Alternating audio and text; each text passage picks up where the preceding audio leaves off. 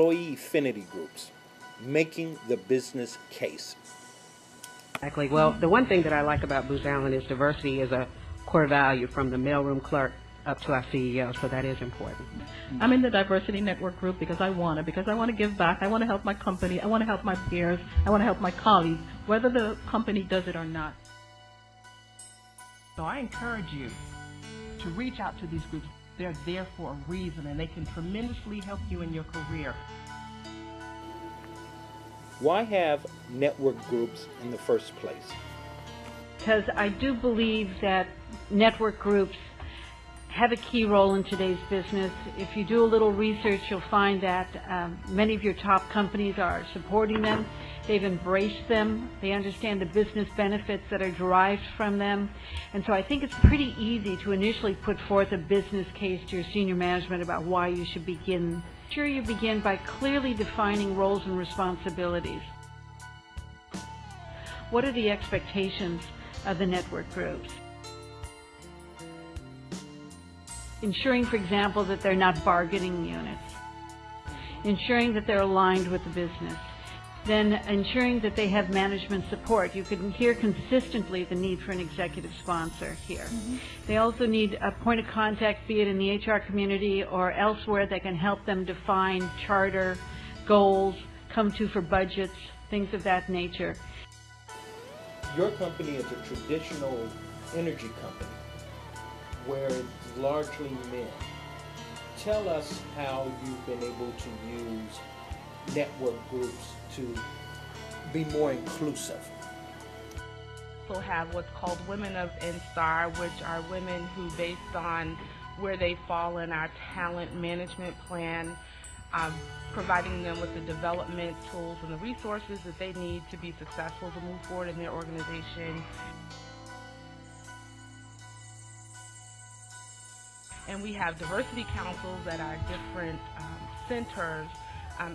We're broken up by regions as a provider of services, and we have diversity councils at several of our regions so that people who have kind of concerns about how their career is moving, the impact of different policies and procedures, how we can come together and understand that and leverage that and become more integrated into the organization.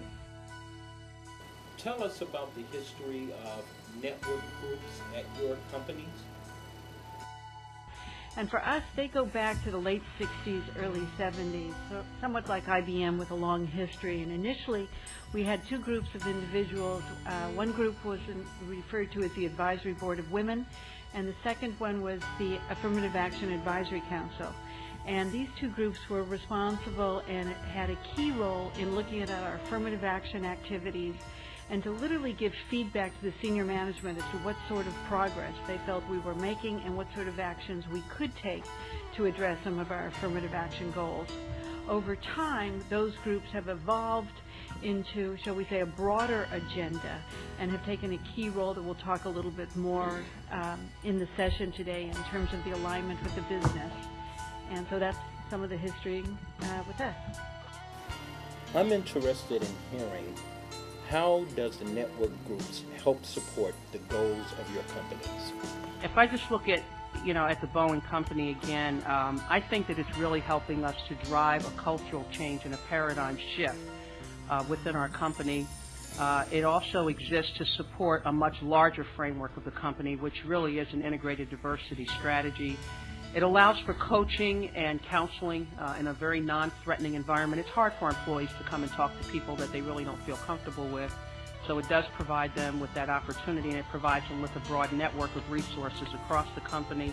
We see it as a structured mechanism to help us with cross-cultural exchanges. And when you look at where we are from an international perspective, from a sales perspective, if you just look at the commercial side of our business, 70% of the sales of that business are outside the U.S. On the military side, where I am, about 7%, growing to 11% in the next 2 to 3 years. So it's very important that our employees feel that they have that covenant around them at all times to ensure that, that they're being cared for. Also, we look at these folks as diversity change agents. They really become our stacked Oscars on Scout, if you will. If there's a problem, as an executive, I'm going to know about it within my own organization. So we really do view them that way. So those are just some of the benefits that we've seen by having this program. And the bottom line is it just makes good business sense, because when you think about being a value solutions-oriented company, having those diverse opinions and innovative solutions are key for our customers. We clearly believe that the network groups are very tightly aligned with our business objectives. Examples are that they take a key role in our recruitment activities.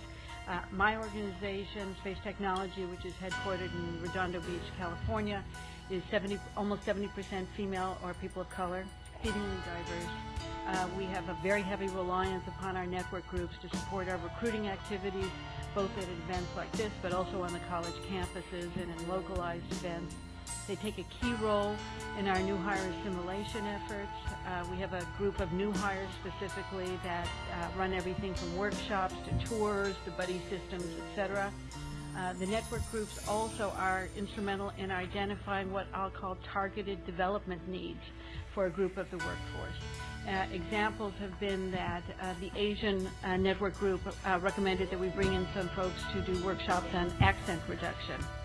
And so we've had targeted leadership development as a result of their input and recommendations to us, which again lie in the development needs of our workforce.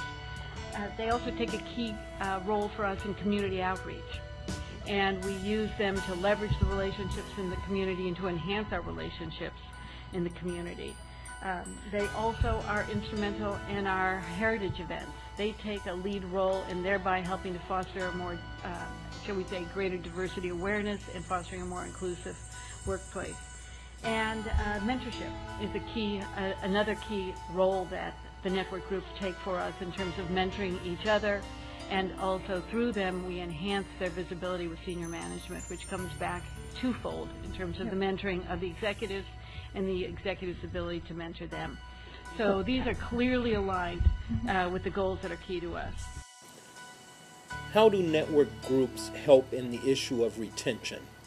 At IBM, we have a couple of diversity networking groups, and they help members become more effective through mentoring, networking, coaching, information sharing, and professional skills development. And these are very key. Diversity networking groups were very key for me to come in and hit the ground running.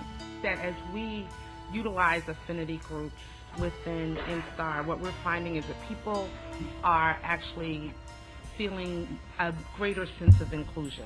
And when I say that, I mean people are actually hearing the messages from senior leadership that are being presented at the different affinity groups.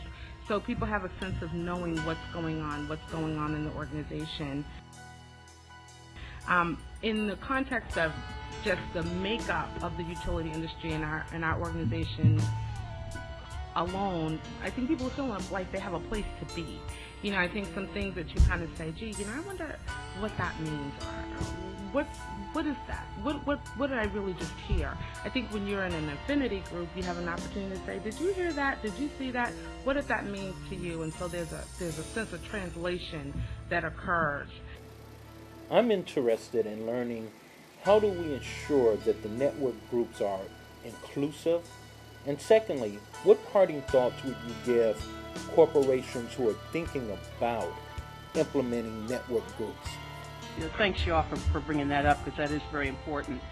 And I think part of the thing we have to remember too is that when you start segmenting into different groups, you know, this idea of having a black leader for a black group, I have a problem with that, because to me it's about cross-cultural awareness.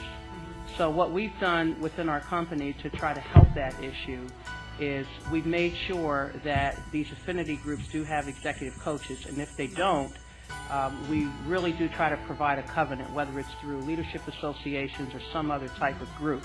Now, I'll tell you, I'll be the biggest one to tell you, and my colleagues here will probably verify that I was not a fan of them, you know, a couple of years ago. And it took me a long time to warm up to the fact that this was something that the company wanted to do. And the reason for that is I really wanted to make sure Boeing was serious about it, because the worst thing you could do to an employee is tell them that you support something and then not really put a full force behind it.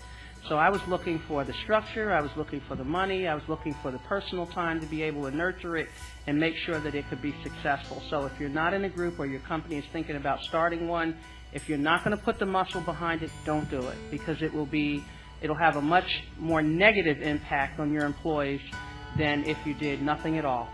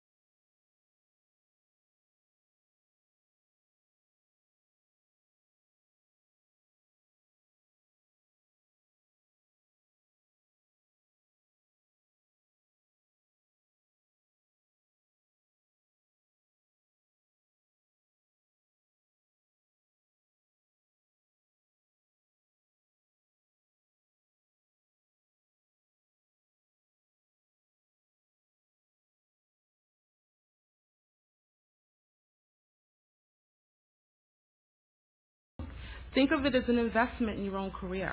That's really what it is. Don't think of it as an additional meeting. Think of it as a personal investment to promote where it is you want to go in your career.